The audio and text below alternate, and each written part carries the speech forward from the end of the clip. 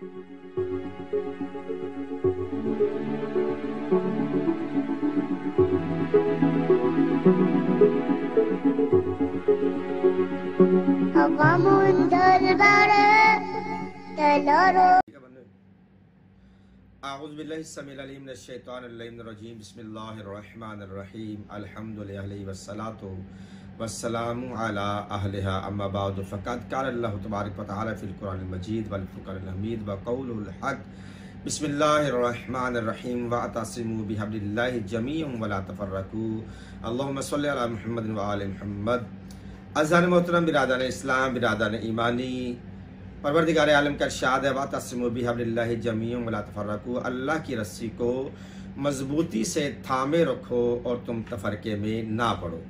लेकिन आजकल एक फ़िरकावारियत की हवा है, फ़िरकावारियत का बाज़ार नवासबीन से ख्वारिज की तरफ से गर्म किया जाता है और सोशल मीडिया पे आए दिन ऐसे क्लिप्स आ जाते हैं कि जिस पर फ़िरकावारियत नुमाया नज़र आती है और तरह तरह के कह लें कि क्लिप्स आते हैं। जैसे कि हाल ही में डॉक्टर अशरफ जलाली ने एक फ़िरका वाराना हवा को गर्म किया है कि उनका सैयदा ख़ातून जन्नत सलामुल्लाह अलैहा की शान में गुस्ताखी करना इस बात की दलील है कि उसके जहन में एक शर अंगेज़ी है कि अगर मैं ये अल्फाज करूँगा तो शियान मोहम्मद आल मोहम्मद की तरफ से और अहले तसन्नुफ़ बरेलवी साहिबान, यहाँ तक कि देवबंद के मोतबर उलमा ने भी इस बात को महसूस किया कि उधर से एक सख्त रिएक्शन आएगा।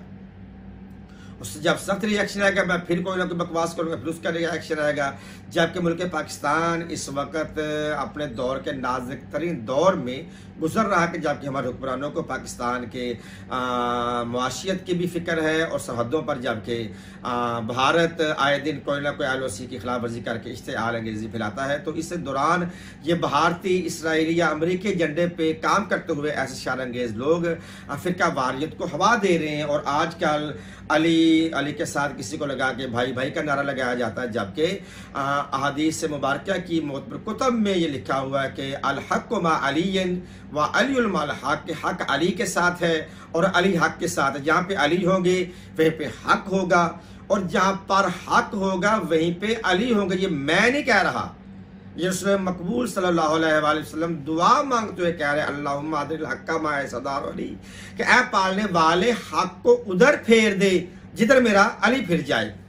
पहले हदीस का टुकड़ा कि हक़ अली के साथ, अली हक़ के साथ, फिर अगला टुकड़ा है कि हक़ को उधर फेर दे कि जिधर अली फिर जाए। यानी कि इससे क्या मुराद कि अली हक़ का मोहताज नहीं है, हक़ अली का मोहताज, यानी अली जिधर जाएंगे हक़ भी उधर ही जाएगा। तो अब यहाँ पर फिर एक और साहिब रसूल जनाब अम्मार यासिर रज़ी अल्लाह ताला अन्हु के लिए मुझे एक हदीस याद आ रही है, वो भी कंज़ुल उमाल में है। कंज़ुल उमाल में रसूल पाक जनाब अम्मार यासिर से कहते कि ए अम्मार, जब मेरे बाद तुम देखो ना कि लोग पूरी बनी नौ आदम अली को छोड़ के एक तरफ खड़ी है और अकेला अली एक तरफ खड़ा है, तो तूने कसरत को नहीं देखना, तूने फौरन अली का दामन थामना है, अली से तमस्सक रखना है, क्योंकि मैं सादिक रसूल तुझे खबर दे के जा रहा हूं कि अली कभी भी तुझे गुमराही पर लेकर नहीं जाएगा, क्योंकि हक अली के साथ है। अब यही वो हमारे यासिर है कि जिसके लिए कहा जाता है, रसूल पाक ने फरमाया तख्तुल काफियतुल बागिया, कि ऐ हमारे यासिर अफसोस कि तुझे एक बागी गिरोह कत्ल करेगा और तू उन्हें जन्नत की तरफ बुलाएगा, वो तुझे जहन्नम की तरफ बुलाएंगे। और इस पर तमाम साहिबान मिल्लत इस्लामिया का इस पर मुत्तफ़िक़ फैसला है कि इमाम यासिर मौला कायनात अली इब्न अबी तालिब की तरफ था जंग सफ़ीन में, और इमाम यासिर का कत्ल होना शहीद इस बात की दलील है कि मौला अली हक पे थे, सामने वाले हक पे नहीं थे। एक बात और, इस जंग सफ़ीन में सामने अमीर शाम थे और इधर मौला कायनात थे, जय सहाबा थे, हमारे यासिर थे, जैसे बड़े बड़े सहाबी मौजूद थे। तो जब रसूल की ज़ुबान से फैसला हो गया और ये भी फरमाया कि ए अम्मार तुझे एक बागी गिरोह कत्ल करेगा, जब बागी गिरोह रसूल पाक की ज़ुबान से आ गया, फिर मानना पड़ेगा कि हक और बातिल कभी उसमें भाईचारा नहीं हो सकता, हक और बातिल में कभी भी भाईचारा नहीं हो सकता। इस जंग में कमो बेश 28,000 मुसलमान, 28,000 जिसमें जय सहाबा कराम थे, सहाबा के बेटे थे, वो शहीद हुए।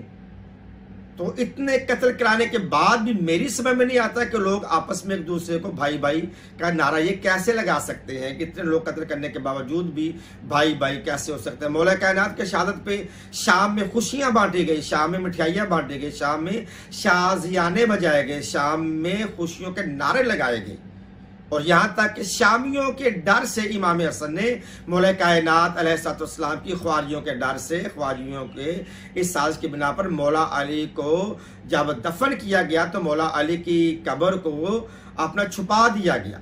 लोगों पर वाज़े काफ़ी दूर तक लोगों पर अमीर कायनात की वो कब्र को लोगों पर अया ना किया गया। अगर भाई भाई थे तो फिर ये कब्र को छुपाया क्यों गया।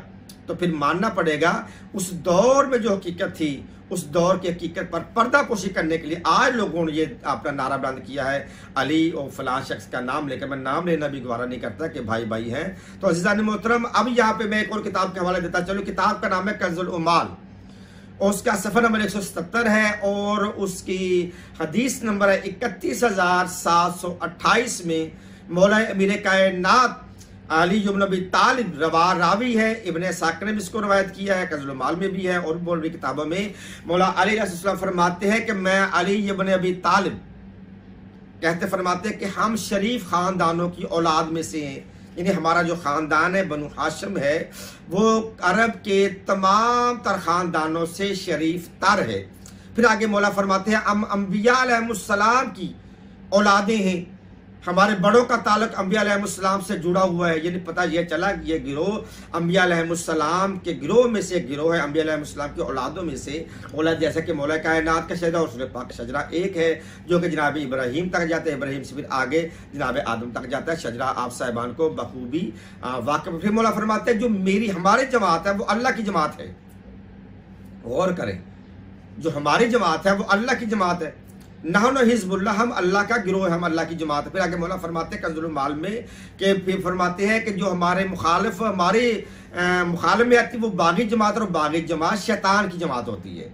जिनके कि मौला अली ने वो तमाम तर जंगों के नक्शा खींच कर लोगों के सामने पेश कर दिया है कि हमारी जमात क्या है और हमारा ये सिलसिला नस्ब, हमारा ख़ानदान किससे जुड़ा हुआ है। तो अज़ीज़ान मोहतरम, ये वो मेरे कायनात है जो अपने फ़ख्र से कह रहे कि हम औलाद अम्बिया अलैहिस्सलाम से हैं। हमारी जमात अल्लाह की जमात, हमारे मुखालिफीन शैतान की जमात से उनका ताल्लुक है। वमा अलैया इल्लल बलागुल मुबीन। अस्सलामु अलैकुम व रहमतुल्लाहि व बरकातुहू।